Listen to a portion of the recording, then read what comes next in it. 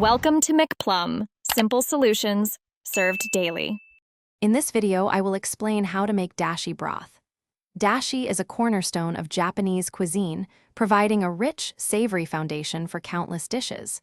It is surprisingly simple to prepare, requiring just a few key ingredients. We will focus on the most common type, ikeben dashi, which uses kombu, a dried kelp, and katsuobushi, thinly shaved dried bonito flakes. Understanding these basic components is your first step to mastering this essential stock. Properly preparing your kombu is crucial for excellent dashi. First, gently wipe a piece of kombu with a damp cloth to remove any dust or impurities. It is important not to wash it under running water, as the white powdery substance on its surface is packed with umami. Next, soak about 10 grams of kombu in 1 liter of cold water for at least 30 minutes or even overnight to extract maximum flavor.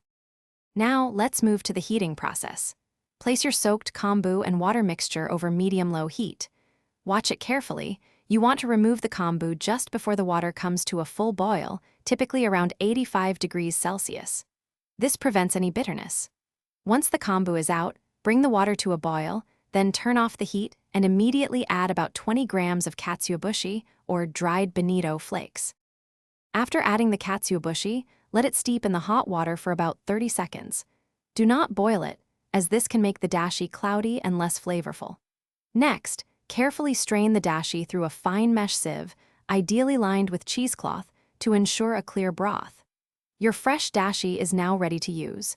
Store any unused dashi in an airtight container in the refrigerator for up to 3 days for optimal freshness. Thanks for watching. Stay juicy and subscribe.